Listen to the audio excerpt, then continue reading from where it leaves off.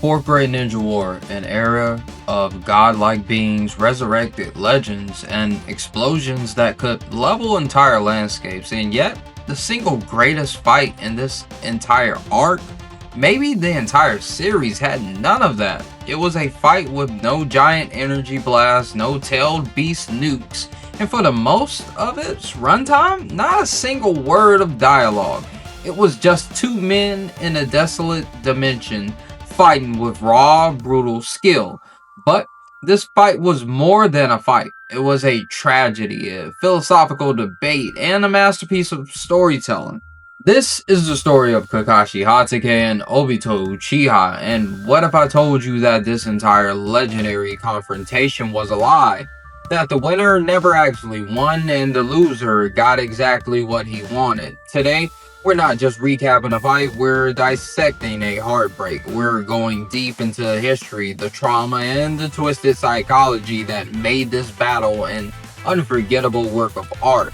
So if you love Naruto, or just appreciate incredible storytelling, stick around, you're about to see this fight in a whole new light. And hey, if deep dives like this are your thing, do me a favor and hit that subscribe button, it helps a lot.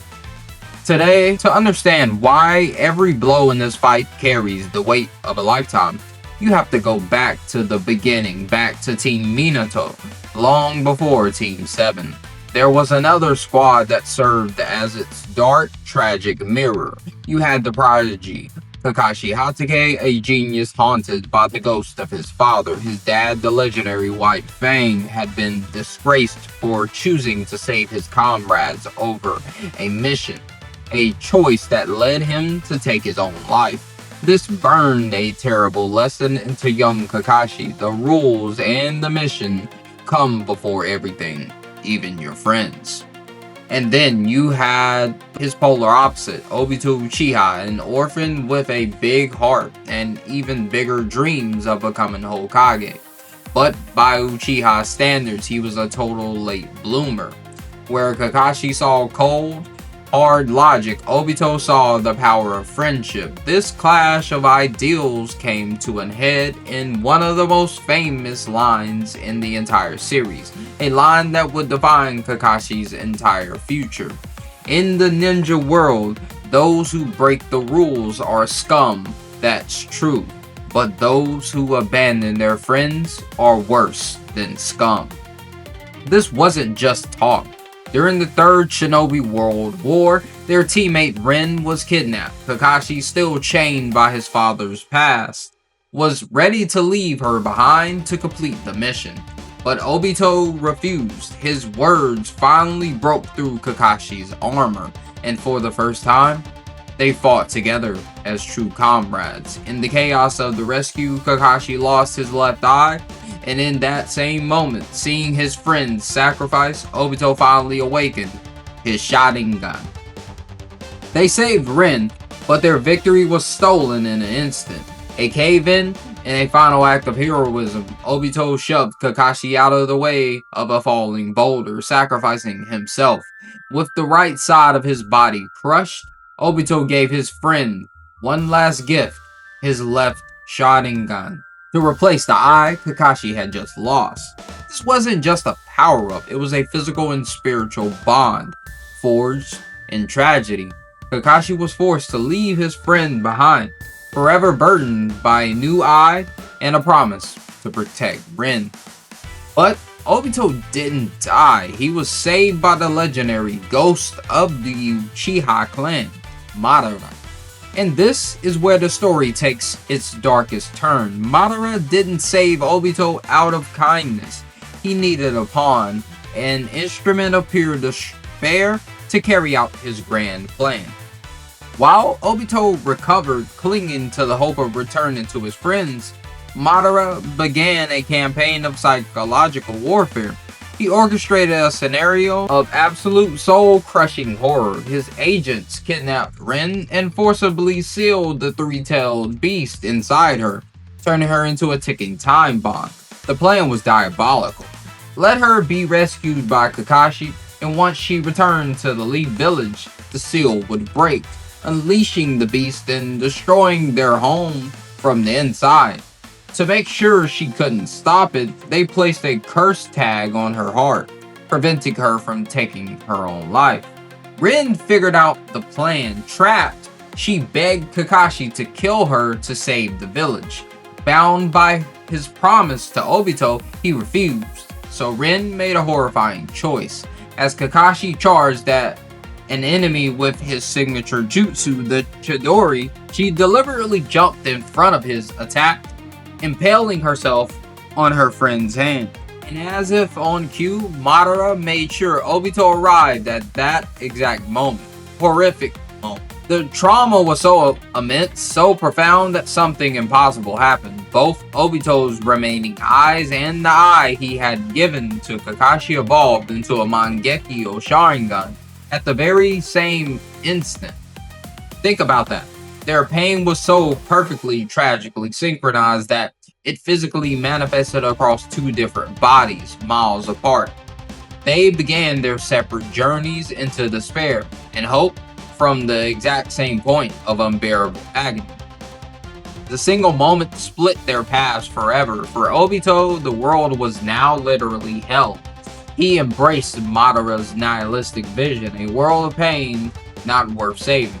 He decided to create a new one. His goal became the Eye of the Moon plan, to cast a global illusion, the infinite Tsukuyomi, trapping everyone in a perfect dream world where there is no loss, no war, and where Rin is still alive.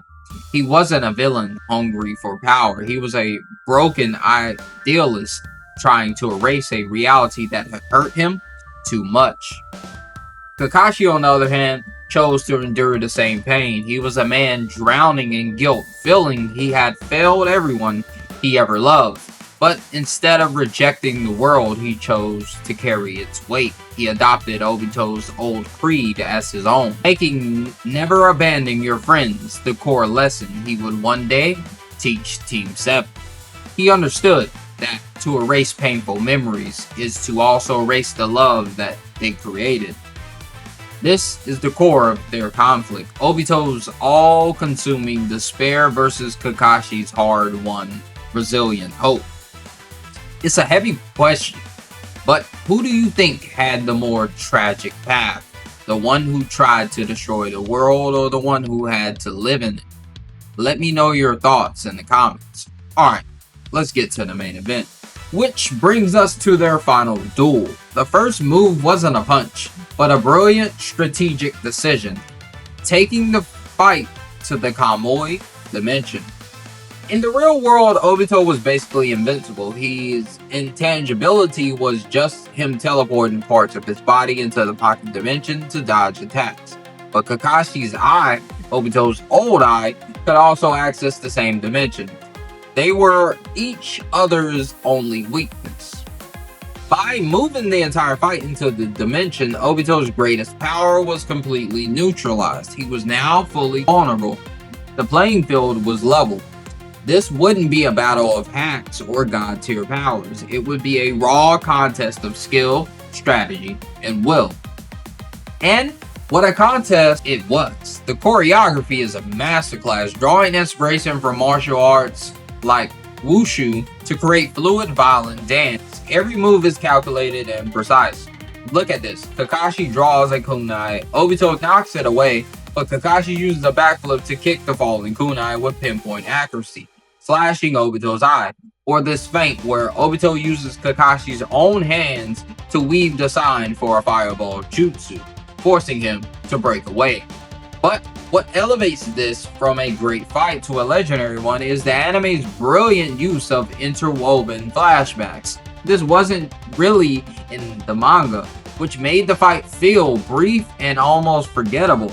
The anime team transformed it. A friendly block as a kid is mirrored by a lethal parry as adults. The hand sign of reconciliation they shared as children is tragically echoed in their final fatal clash.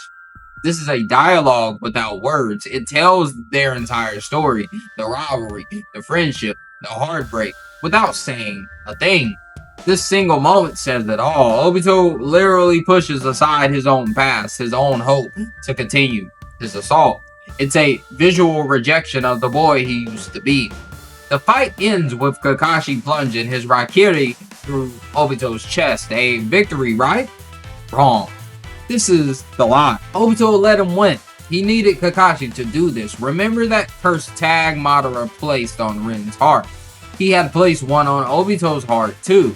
A seal that prevented him from betraying Madara and, crucially, from becoming the Jinchuriki of the Ten Tails. Obito needed that seal destroyed, and he orchestrated the entire fight to manipulate his oldest friend into doing it. He forced Kakashi to reenact his single most traumatic memory, piercing a loved one's heart with his Chidori, but this time it was to serve Obito's grand design. It is the ultimate psychological cruelty. He turned the very symbol of his own pain into the key that would unlock his godhood. And for a time it worked. Obito returned to the real world and became the Ten Tails Jinchuriki, a being of unimaginable power. But the seeds of doubt planted by Kakashi and watered by Naruto's relentless empathy eventually began to grow. He was forced to confront the boy he once was, the hero who dreamed of being Hokage. In the end, Obito chose redemption. He turned on Madara and ultimately sacrificed his life to save Naruto and Kakashi from Kaguya's final attack. In a final transcendent act, his spirit returned one last time to grant Kakashi the power of both his eyes, allowing his old friend to manifest a perfect Susanoo and fight alongside his students. For one brief shining moment, they were a team again, fighting together as the heroes they were always meant to be. The legacy of Kakashi vs. Obito is a testament to the power of character-driven storytelling. In an arc defined by world-breaking powers, the most beloved battle was the one that stripped it all away, focused instead on pure skill and emotional history. The anime took what was a minor moment in the manga and elevated it to masterpiece level, proving that the most impactful moments don't come from the size of the explosion, but from the weight of the story behind every single blow. Their battle was a clash of ideals, a story of hope versus despair, and a painful reminder of how one tragic moment can create both a hero and a villain from the same broken heart.